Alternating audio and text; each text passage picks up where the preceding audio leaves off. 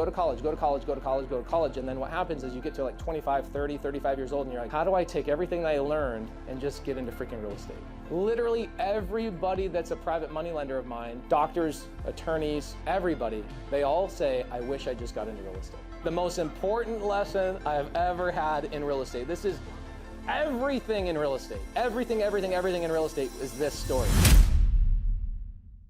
So I'll tell you very quickly how I got into real estate. This is a mindset thing. This is my first flip. I go and I get out of the manufacturing side. I get into a golf business. We don't need to talk about that today. My partners end up embezzling money from me. Check this out. These guys, I got to give it to them. They're really creative. So I love this.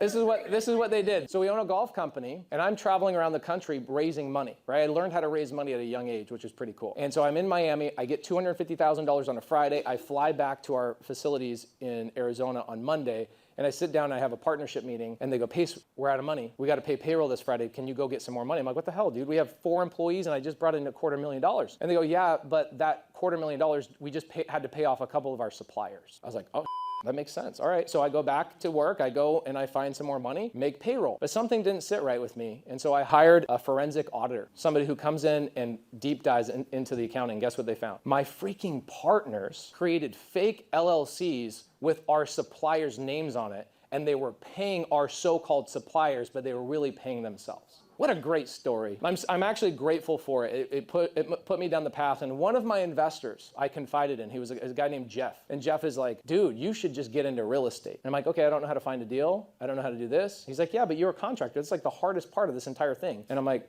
okay, great. He brings me this deal. Like, he hands the deal to me, he hands the money to me, and I'm like, this is amazing. He goes, as long as you just keep on this path, I'll keep investing in you. I'll keep bringing these deals to you. So here's an interesting part of the story. Do you think this is where like my real estate journey just skyrocketed?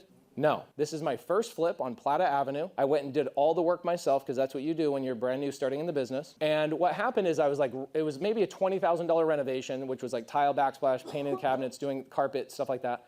And I get to the end, I'm about to list the property. And I'm walking out of the property and I'm about to call my wife to come and take photos. And I look at the windows and I'm like, damn, there's no blinds. We should really put blinds in here. So I'm like, all right, hey, sweetheart, let's wait a couple of days, I'm gonna put blinds. So then I go buy the blinds, I get them chopped perfect, and I'm installing all the blinds myself because that's what I learned. Do the yourself. That's what my parents taught me. I'm putting the blinds in, looking in the backyard, and I'm like, man, this is all gravel. I'm not gonna sell this house without gravel and grass. So I go and I get a landscaper, it puts like a border, grass, trees, I spend more money. I'm now 30 days past when I should have been. And I go to list the property and I get a call from somebody, go, hey, I drove by the house. I saw somebody working on the house. I'll buy that house. And it turned out to be a hedge fund. It was Invitation Homes. And they go, we'll buy the house. I go, oh, I haven't listed it yet. And they go, what are you gonna list it for? I go, $319. And they go, great, we'll pay $329. I go, great, when do you want the inspection? I go, we don't need an inspection. I'm like, but you're not gonna come in and see my blinds and the grass that I put in the backyard.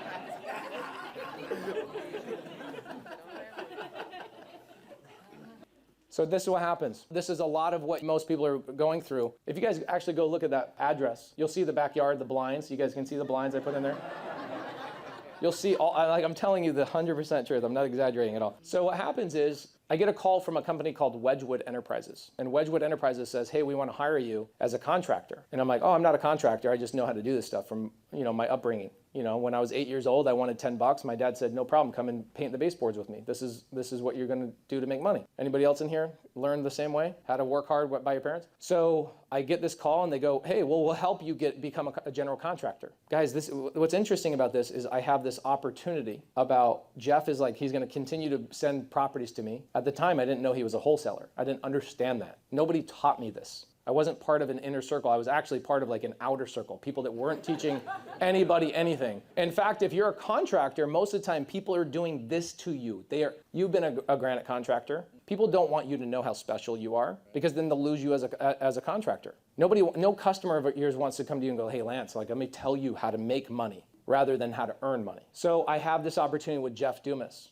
And Jeff Dumas is like, hey, when are you ready for the next house? I go, oh man, I'm good. I'm gonna go and work with Wedgwood. I'm gonna go build a company. And I didn't understand until probably 6, 7 years ago that I had such a lack of belief in myself to go and do real estate, that what I did is I spent the following 6, 7 years investing my time, energy, pain, and anguish into building a company that served everybody else's business but myself. And so what I did is I went and became Opendoor's biggest contractor. I became Zillow's biggest contractor and OfferPad's biggest contractor. I had 250 employees in Arizona, grew this thing, working really, really hard. I was literally Opendoor's first contractor. That was a path that seems like it was a really great path because I made money. I hung out with my wife. I made babies. I did the most important things in life. But how much time did I spend with my kids and what did I really teach them was a different path that I really wanted to go on. What happened is Megan calls me into the office and she says, Pace, we got great news. I go, cool. And she goes, here's a $100,000 check. I go, oh, wow, what's this for? And she's like, all the hard work you've put together for the last X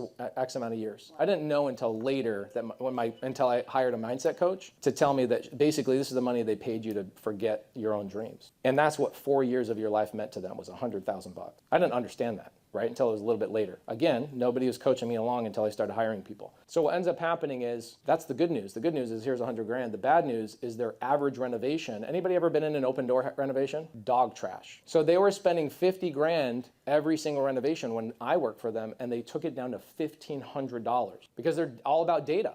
And so they learned that if we put 50 grand in, we're actually not getting that 50 grand back. Let's just go down to 1,500 bucks, throw it right back on the market. And an Opendoor product is a really bad product. So all of a sudden, overnight, I went from 250 employees having secure position to 1 employee having a secure position. And I had to deviate and really work really hard. Again, this is another part of the lesson. I worked so hard to keep my construction business going. I went out and I found new customers. I went out and I hustled and I grinded and I kept that company going. And through that process, I find this lady named Bethany Willis. Bethany Willis was a fix and flipper. And Bethany Willis hires me. I go do a fix and flip with Bethany Willis, another fix and flip with Bethany Willis, and a third fix and flip with Bethany Willis. And she says to me on the 4th time, because I pull up to the house, I'm sitting there, I'm waiting for her to show up, and I'm catching up with text messages. She comes up behind me, knocks on my glass door, and she's like, get the hell out of your truck. Come back here. I want you to sit on the tailgate right now. I'm 30 years old, by the way, at this point. And she says, sit right here. And she says, you show up on time. You're always on budget. Why are you a contractor? I'm like, I don't know what I'm saying. I don't know what you're saying. So Lance, this is how bad it was. The access to information was 2 major things. 1, I was a blockhead. My thick skull is like this thick. And the other thing is people were not believing in me. I didn't have anybody to confide in. I didn't have the right social circle. I had people that taught me how to work really, really hard, but I didn't have people that were showing me and guiding me, right? Essentially I ended up hiring a coach, and my coach says, Pace, you have the most powerful engine on the planet, but it's in a Mazda Miata. Your engine needs to be put in a different vehicle. This is what Bethany says to me. She comes right up to me on the tailgate and she grabs me. Dude, I can feel the seared claws in my left shoulder still to this day. And she grabs me by the shoulder. She's like, I'm gonna ask you one last time. Why are you not in real estate? And I said, I am in real estate. Look at all these houses I'm flipping. Look at all this stuff I'm doing. You guys were in real estate, being granite contractors. So she says, you're not in real estate. I'm in real estate, and you work for me. And you're as replaceable to this transaction as a mobile notary. You are a simple Google search away from being replaced. You're as replaceable as a mobile notary, a real estate agent. Sorry for you, some of you guys that are real estate agents, I'm sorry. A title company. I can switch from a title company to another title company, click of a finger. The investor is who you have to be. And then she tells me, wow, I've gone on really long. Has this been okay? No, this is great. Are you okay? Okay, I'm sorry, sorry.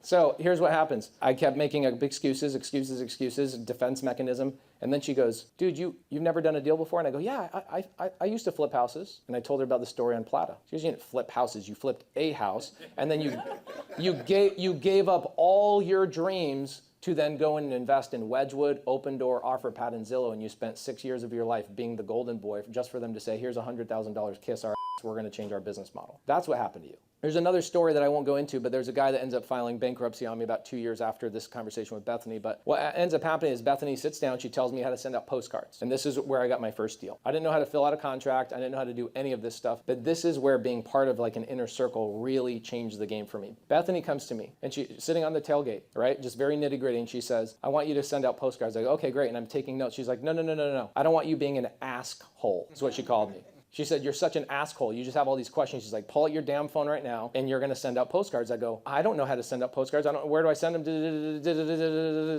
All the excuses, like a freaking CVS receipt. You know what I'm saying? And she says, pull out your phone, call this postcard company. So I call this postcard company and I go, hey, am I saying the right thing, Bethany? I want to send out 10,000 postcards. And they go, great. Where do you want to send them? I go, I don't know. And they go, no problem. Where are you? And I go, Phoenix. And they say, great. We know exactly where to send them, how frequently to send them, what they should look like, and what they should say. When do you want to get started? I'm like, oh my gosh, there's literally this. It seems simple to you guys, and it really is. But that information that Kyle gave me right there, right? Remember when I asked that question earlier? I will never forget about these little pieces of value because Bethany Willis just showing me that little thing and digging her talons in my shoulder and saying, you're part of my inner circle, I'm going to show you how to do this, changed the game for me. And thousands and thousands and thousands of people have ended up being the domino in my domino effect as an individual. I took this vehicle, right, that I was stuck in, I removed my engine from it, and I put that engine somewhere else, and this is what ends up happening. I send out postcards. I send out $5,000 worth, which at the time was 10,000 postcards. This is the sad part of it. It's inbound leads, right? Which I don't really do a lot of inbound leads anymore. I do a lot of outbound. We do a lot of outbound stuff. And at the time, I didn't know anything, so I just did what she told me. And I set up my phone to have the phone calls come into me. And guess what? I missed the first 2 phone calls. You know why? Because I was too busy installing a customer's toilet. Literally. I was hugging a toilet. I remember having my chest on the toilet seat and looking down at pubes on the toilet.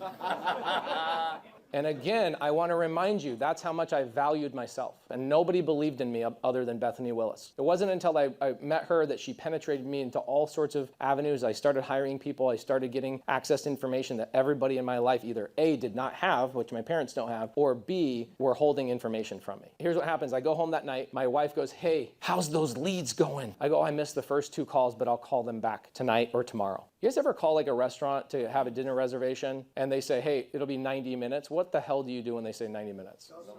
Go somewhere else. Do you think these people that called me on my postcards are going to wait for me to call them tomorrow? My wife is smart enough to know this, so she's like, get your damn phone out. We're calling these people right now. I'm like, whoa, these women bossing me around. This is crazy. So as my wife is handing the phone to me, I get a 3rd phone call. This is my 3rd and most important lead of my life, even still to this day, okay, for people that are not doing enough deals. And I'm going to call Diane Seller here in 10 minutes, okay? And this all ties into everything that's going on with your existing lead. This was the most important lesson I could have ever learned in my life, as far as it goes with real estate. Also, take your wife on dates. That's a very important lesson. So I get a call on this lead right here. This is her, look at this. She was about to sign a listing agreement, and the agent was so in belief that they were going to get the listing agreement, they went and put a coming soon sign in the yard without a listing agreement. I get a call from a lady named Janie Munson. She says, hey, I got your postcard. What does this process look like? I go, hold on, let me call somebody. This was my first deal I ever did. So who do I call? I called the only person I could trust at the time, right? My little teeny little one person in my inner circle, which was Bethany Willis. And she's like, I cannot believe you're freaking calling me right now. You have this lady on the other line? Set the appointment, you dumb. And she reminded me again, one of the most important words that she taught me was I was being an asshole. I would go out of my way to ask questions rather than just follow the very simple directions. I was very grateful to have her guidance through these little teeny processes. So I get on the other line, I set the appointment. On the drive up to Janie Munson's house, who do I call again? I call Bethany Willis. I go, I don't know how to comp a property. I didn't even know the word comp meant. That is literally how little I knew. I go, how do I know what I'm supposed to buy the house for? And she says, give me the address. I give it to her and she says, buy that at $150 or less. All right, I can figure this out. So I go up to the house. I walk right up to this door. I go right in that front. In Arizona, we have screen doors. You guys don't have, not everybody has screen doors, but Arizona, there's a screen door thing. I don't know what it's all about. But we have a screen door. And I remember opening that door thinking to myself, how the hell am I going to buy this for $150,000? So I walk in, go in. Where do you always meander when you go into an appointment, by the way? In the kitchen. Okay, so I'm in the kitchen. What else is on the countertop? Postcards. Real estate agent business cards, all these things. It's literally like a stack. And I said, one of the most important questions, I ask it every single deal that I do. What's kept you from selling a house? So she says, well, I've met with 15 people. Have you guys ever seen a seller? Now I'm like really experienced. I've never seen a seller meet with 15 people. Never once. They give up like after 3, like, damn, this is arduous. This is horrible. So they give up. So she met with 15 people. This is what she told me. She said, I have an offer at 165, but I need more. I'm a retiring school teacher. I've been working for 40 years. years. I've been living in this house, never been renovated. In fact, the hot water heater and the air conditioning unit are both 20 years old. The fact that they're still hanging on is like insane. So she says, I need more money. It's my only asset. I never invested in anything other than my pension with a school that will barely pay my bills. And I go, wow, okay. Second question I asked. It wasn't a question, actually. I said, this is what I said, and I physically was able to do it, which I can't do this on phone calls. But I said, I stepped back and I go, I'm probably not your buyer. I say that at least 5 times in every single appointment, on every single phone call with every single seller. And at the time, I actually meant it. Now I'm like, it's a strategy because I figured out what works. So I say, I'm probably not your buyer. And she's like, okay, so what would your offer be? Now, at the time, I didn't know the strategy was never give the seller your number first. I didn't know that at the time. I just was so fearful of giving her my number that I didn't give her my number. So I said, look, my number's so low, I don't even know how to say this to you. And she's like, no, give me your number. She's like, that's a strategy. I'm like, I know, it legitimately is. It's literally not a strategy. I can't help you. That number is way too high. And at the time, a $15,000 spread between 165, which was the offer she had, and 150, which was what Bethany said I should buy it at. Nowadays, that's like, I can solve that very easily. But at the time, not even knowing what the word comp meant, there's 15,000 might have well have been $15 million. This is what she says to me. She says, okay, well, what's our next steps? And I'm about to call Bethany Willis. And she's like, you got to call somebody? No, I'm good.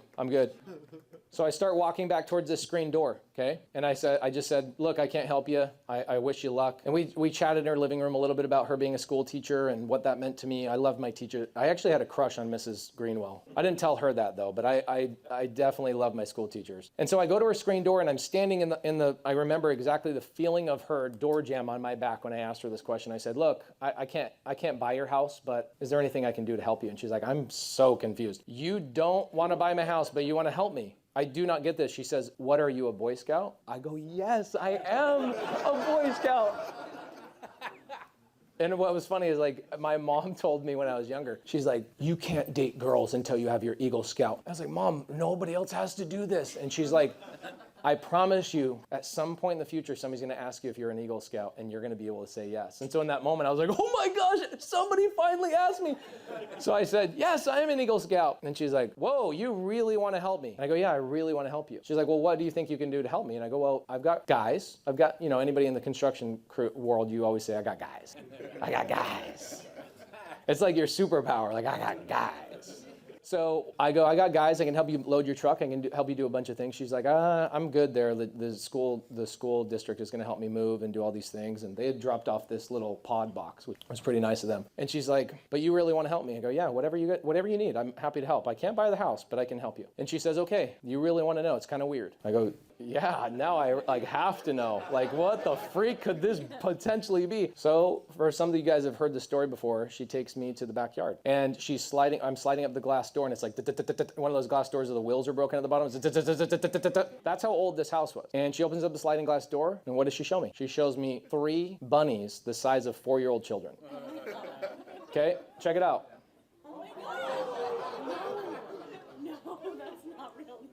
Google this shit. Call it Flemish bunnies. Flemish bunnies. This is dead serious. The most important lesson I have ever had in real estate. This is everything in real estate. Everything in real estate is this story. So I come to find out through this conversation, she actually retired from the school district a year and a half prior.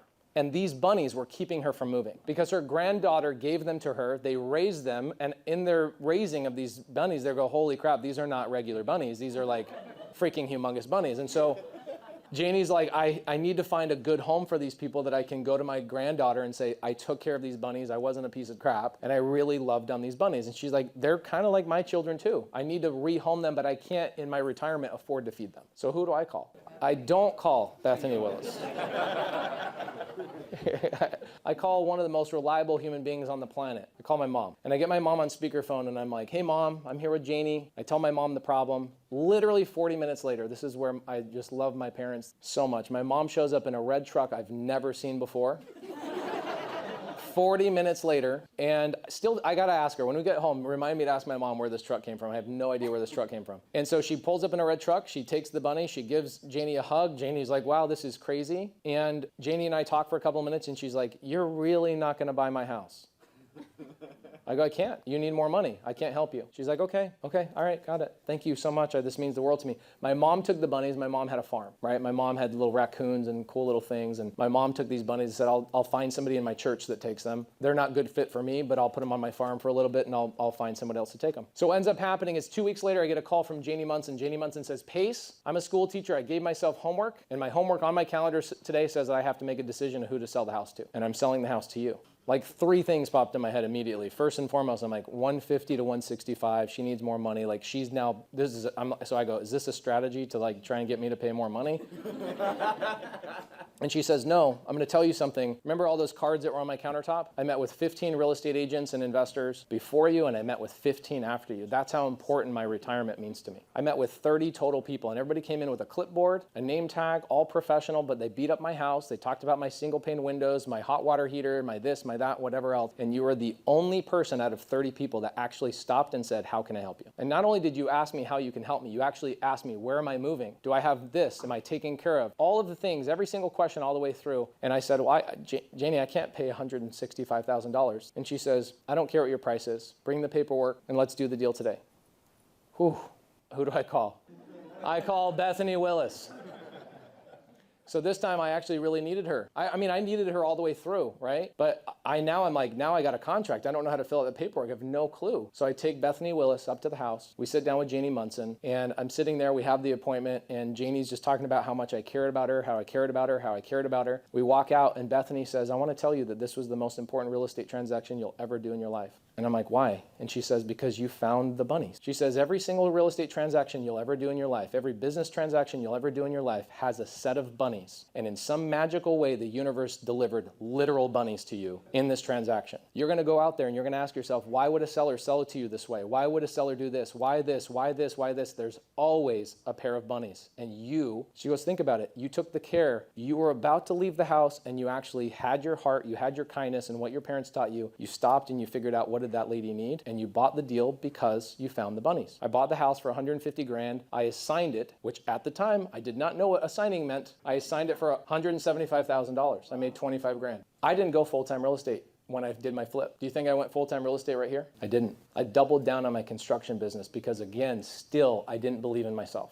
It wasn't until somebody else, years later, filed bankruptcy on me and my construction company. They were running a Ponzi scheme and they owed me millions of dollars. I was putting all my assignment fees and all this kind of stuff. I ended up having to sell 43 rentals, my personal house, and finally, the universe finally delivered to me such a strong smack in the head that my thick skull got it. And that's when I met Jamil. That's when I met a lot of other people that I really expanded that inner circle, and that's when I finally went full-time in real estate. I fought against it. The opportunities in front of you all over the place. And a lot of times I sit here and I talk to a lot of people in this room, and the conversations that I hear from you guys are literally fighting against the grain, just like I was. You know how many renovations I did for Opendoor and OfferPad? 7,000.